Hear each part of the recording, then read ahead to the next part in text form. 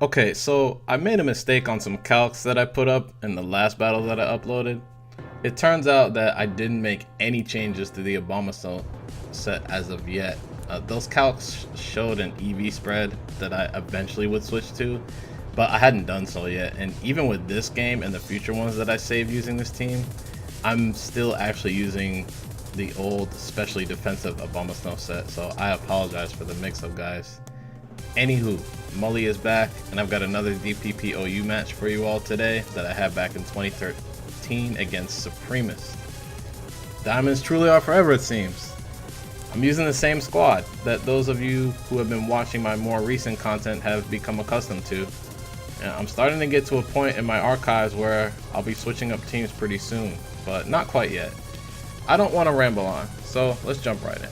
I lead off with Fortress, and Supremest leads with Metagross, and I stay in to get my first layer of spikes now since I'm positive my opponent's going to set up Stealth Rock here, and that's exactly what happened, so I feel pretty comfortable staying in here since Metagross can't do too much to Fortress without some type of attack boost from someone or something.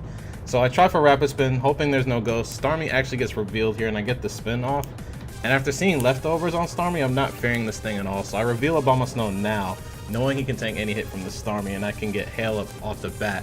Surf comes my way, and Abomasnow just shrugs it off. I go for Grass Knot immediately, just in case Supremest tries to get cute and sneak in a Rapid Spin before switching out.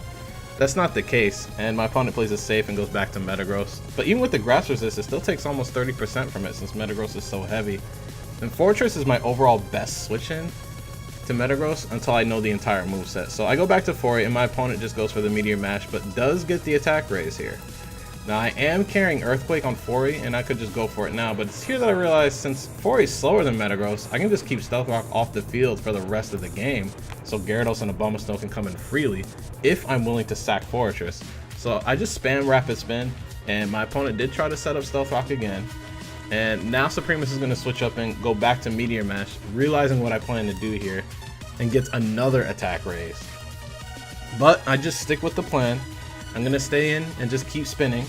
And it's here that my opponent actually ends up taking the KO with Metagross as he gets a crit on the next Meteor Mash, which is not a huge deal. I'm going to just bring in Scarf Flygon on the free switch to at least force the Metagross out. The only bad thing about my plan though is that if Metagross switches out, I'd have to make sure it never got his free switch again for the rest of the game. Thankfully though, Supremest stays in to get the free switch, instead choosing the Bullet Punch, and I take out Metagross by locking in the Earthquake. And my opponent also reveals a Flygon, so I'm forced to switch out, and I go to Gyarados expecting this to also be Scarf and get the Intimidate off, but Supremest brought a little surprise, and boy, you lucky that I didn't drop a Draco on your head. Whew, let me calm down. So unfortunately the surprise mixed Flygon backfires for Supremest, but now that I know this isn't Scarf, I realize Gyarados can take one Draco Meteor barring a crit with the spread I'm running, and again there's no Stealth Rock for the rest of the game from my opponent's end, so I DD up. This Draco busts me upside the head. After Dragon Dance, Gyarados will outspeed, and a +1 Adamant Waterfall will easily KO this Flygon, and my opponent's going to reveal Heracross on the free switch. As Supremest is definitely signaling that this Heracross is actually Choice Scarf, who outspeeds even +1 Jolly Gyarados, so I play it safe and get out of the way of the expected Stone Edge, which ends up indeed being the play, and I reveal Nidoqueen to tank the hit. Now it's mid-game, but I figured this is still a good time to set up my own Stealth Rock.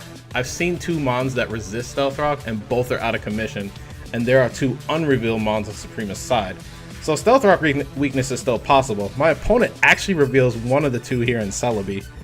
Now Supremest is threatening Psychic here, so I'm going to switch back to Abomasnow because I didn't want to reveal Raikou yet and give my opponent's info on the whole team. And Abomasnow is my best switch for Celebi anyway. Grass Knot gets shown here, and Supremest gets a crit, which is a little annoying since now I can't use Abomasnow to take hits from Starmie as much. But I go back to Gyarados to scout the Celebi set for the possible hidden power Fire, but my opponent actually reveals the last Mon, which is Heatran, unsurprisingly. Heatran was probably the second most popular Pokemon in DPP OU next to Tyranitar at the time.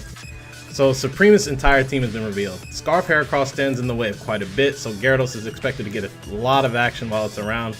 If I can take it out, that opens up Raikou and even Abomasnow to possibly sweep. Alternatively, Flygon likely sweeps if Heatran gets KO'd.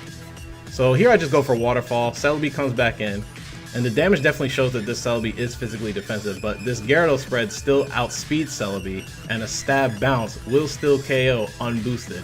So I go for it, and Leech Seed gets shown instead of Recover.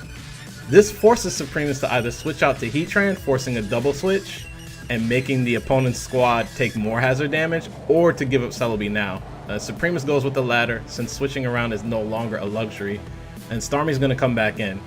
Here I just stay in to try and bounce again, expecting Gyarados to honestly get KO'd by Thunderbolt so I can reveal Raikou, but surprisingly Supremest is running Ice Beam on this Starmie, which I wasn't expecting at all.